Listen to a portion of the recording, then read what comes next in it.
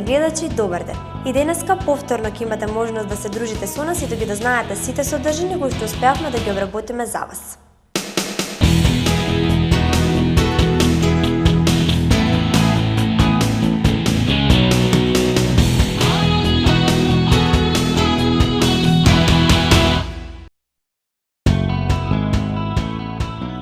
Дваесетипеттиот надпревар по македонски јазик и литература за средното образование ќе се одржи во основното училиште Кирил и Методи Битола. Теми на кои учениците ќе се надпреваруваат за тестот по македонски јазик и литература се: од јазик синтакса, од литература реализмот во литературата, македонската литература меѓу двете светски војни. Тестирањето на учениците од средното образование ќе биде за учениците од трета година. Конкурс за наградата Ацо Караманов за 2013 година. Право на учество на овој конкурс имаат сите ученици од трета година на средното образование во Република Македонија. И годинава се распишуваат две теми за надпреварување. Јазична тема – значењето на Охридската книжевна школа за развојот на македонскиот јазик, тема од литература, придонесот на Кирил и Методи во сесловенската писменост, литература и култура.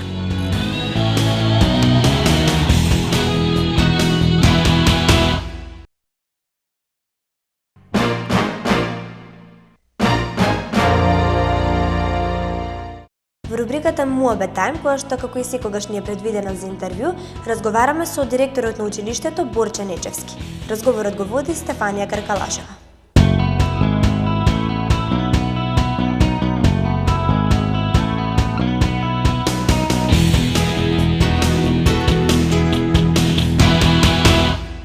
Во денешнава емисија ќе разговараме за Средното општинско училиште на Гевгелија, а до мене е директорот Борче Нечевски.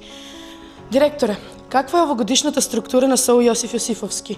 Кои се образовните профили, кои го сочинуваат училиштето и колков е бројот на учениците? Па вака, во учебната 2012-2013 година во Средното општинско училиште Јосиф Јосифовски запишени се 1000 ученици и распоредени се во 40 паралелки. Во 20 паралелки се гимназиското образование, во кој што се застапени подрачјата Обштествено-хуманистичка група А, Природно-математичка група А и Природно-математичка група Б. Потоа имаме угостителско-туристичка струка, во кој што се застапени профилите хотелско-туристички техничар, келнер и готвач, машинската струка, во која имаме профил мехатроничар, автотехничар и економско-правна и трговска струка. Како се одвива наставата, во какви кабинети и се прават ли напори за да се подобри наставниот процес? Значи, наставата се одвива во класични училници, бидејќи распоредот ни е така направен за заштита на информатичко-комуникацијската технологија. Се прават напори за подобрување на условите за работа, односно да се воведе кабинетска настава, меѓутоа има недостаток на простории, па затоа правиме напори да и веќе имаме изготвено проект за доградба на 14 нови училници. Интензивно работиме на тој проект, со што во училиштето би преминале во едносменско работење и би имало можност за воведување на кабинетска настава. Инаку дел од предметите се одвиваат во кабинетска настава. Тоа се предметите по хемија, биологија и физика, тие кабинети не се задржани, меѓутоа немаме можност по останатите предмети исто така да ја спроведуваме таа кабинетска настава. Со доградбата на тие 14 училници кои веќе подолг временски период се спомнуваат, како што реков, ќе преминеме во едносменско работење, ќе имаме поголема заштеда на енергија, учениците ќе завршуваат со настава во 13:30 часот и ќе имаат можност за дополнителни активности, било тоа да се активности на полето на културата, на полето на спортот и така натаму. Во оваа насока се прават ли напори за инфраструктурното уредување, доградување и слично за училиштето? Да, како што спомнав, значи проектот за доградбата на тие нови 14 училници ни е веќе изработен. Во преговори сме за обезбедување на финансиски средства, најверојатно тоа ќе биде со подигнување на кредит од Светска банка преку општина Гевгелија. Така да се надевам дека во новата 2013-2014 година Средното општинско училиште ќе проработи веќе во една смена.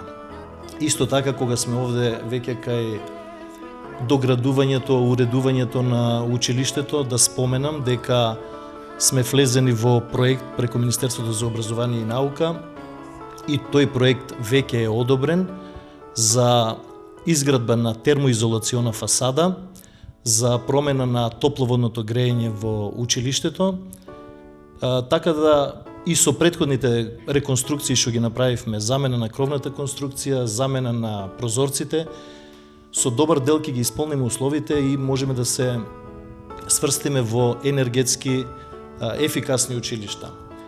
Мој план, моја идеја е да, ако сите овие работи успешно ги завршиме, следен чекор би бил поставување на фотоволтаични елементи за сопствено производство на електрична енергија и мојата желба е да нашето училиште не се бори за епитетот енергетски ефикасно училиште, него да веќе зборуваме за енергетски независно училиште. Значи, тука би ја постигнале онаа цел каде што енергијата за која што знаеме се помалку ја има, на таков начин ги искористиме тие алтернативни извори на енергија и едноставно станеме независно енергетско училиште и тие заштеди од средства би ги употребиле за други цели и други намени, односно пред се за подобрување на наставата, односно нагледните средства и така натаму. Постојат ли едукативни средби или семинари на кои што наставниците добиваат сознание за наставниот процес? Да, постојат такви средби, такви семинари кои во континуитет се изведуваат. Посебно е актуелна сега интерактивната настава и примена на информатичката технологија во наставата. Ние и со закон сме обврзани да применуваме такви методи и форми на работа, па еве и минатиот викенд, односно оваа сабота и недела, дел од колегите, околу 30 беа опфатени, беа на обука за нови методи и форми во наставата. Обуката изведуваше алгоритам од Скопје, така да колегите успешно ја завршија таа обука и се надевам дека подоцна и ќе имплементираат во самиот наставен процес. Како се одвива досегашниот тек на наставната 2012-2013 година во однос на тоа што е планирано, а и што се реализира во неа? Да, обично ние годишната програма ја планираме и ја реализираме наставата. Ова година, односно 2012-2013, се она што досега ни беше зацртано во годишната програма и го реализиравме во текот на првото полугодие, сега останува она што ни е зацртано да го реализираме во второто полугодие. А докаде е имплементирањето на проектот Е-дневник?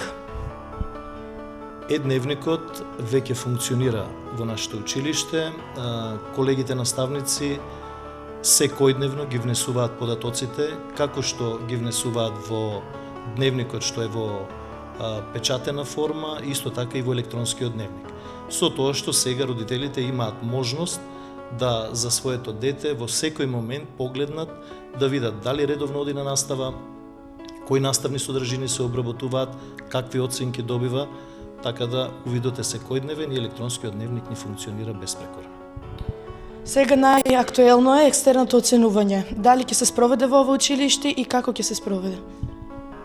Екстерното тестирање ќе се спроведе, но пред да биде она официјалното екстерно тестирање, кое е најавено во мај месец, ние ќе имаме пробно тестирање.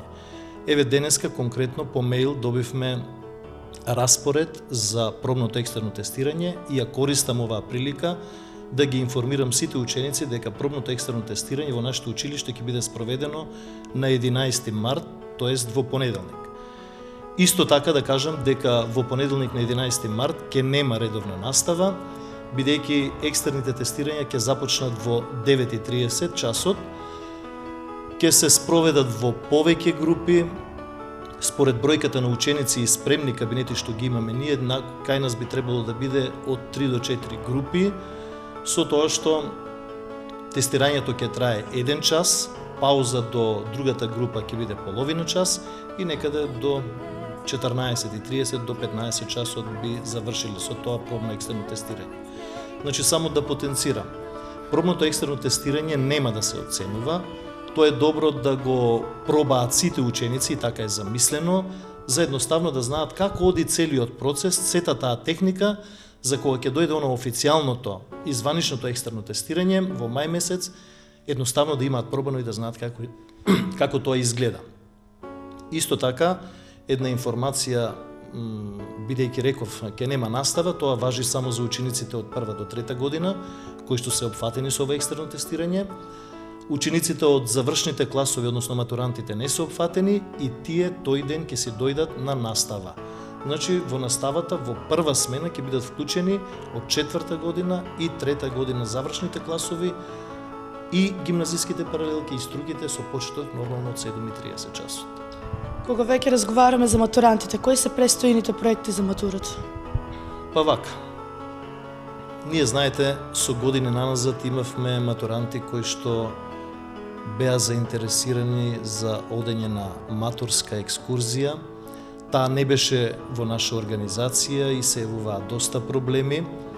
Од ланската година сите матуранти ја слават матурската вечер и оваа година има дел од матуранти кои што се заинтересирани за таа матурска екскурзија, меѓутоа 90% од матурантите се за останување тука и славење на она традиционална матурска вечер овде во хотел Принцес беше минатата година, ќе биде и оваа година таму. Ние веќе ги направивме почините преговори. Учениците се согласија и се задоволни од условите кои што ги пружа хотелот Принцес, така да еве користам пак оваа прилика да сите матуранти останат на таа матурска вечер.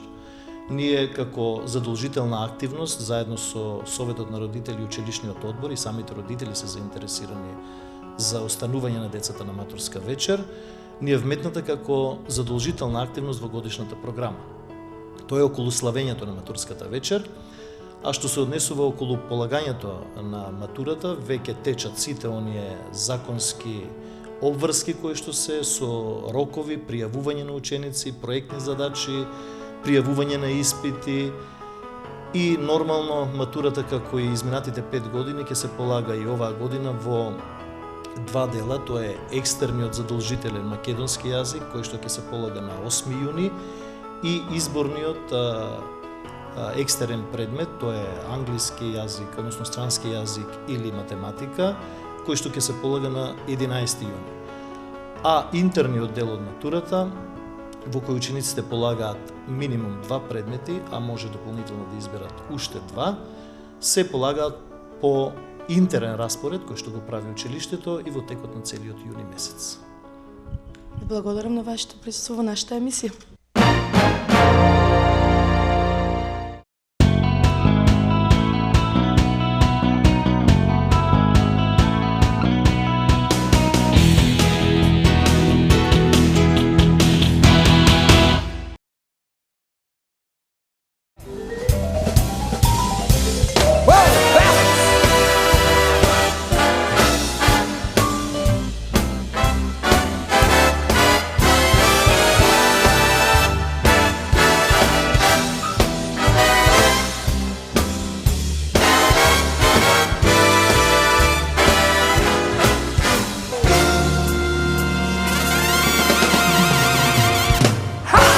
Не е се во силата, многу повеќе е во умот. Чувајте ја природата, затоа што таа ве чува вас.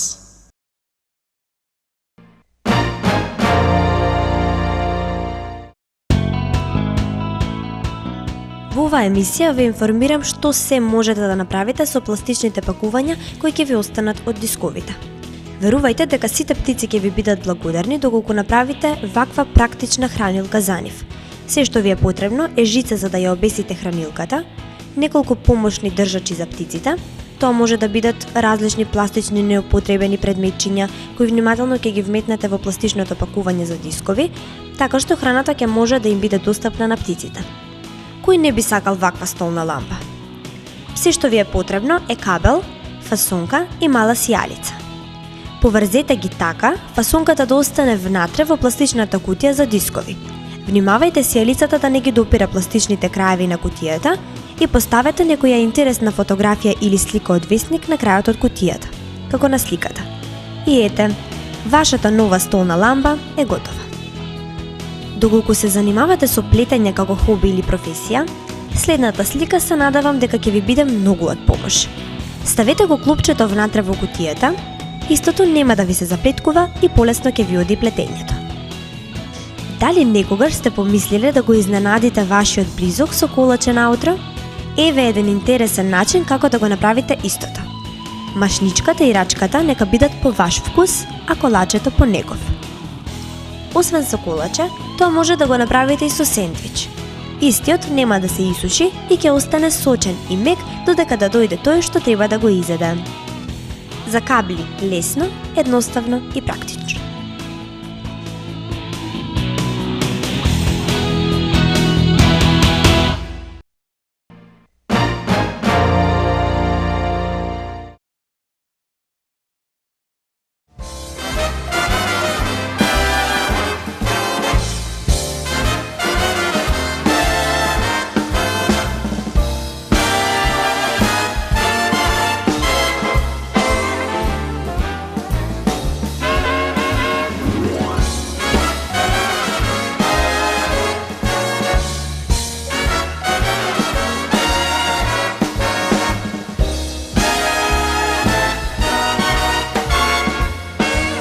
Зелените паркови се наши верни другари.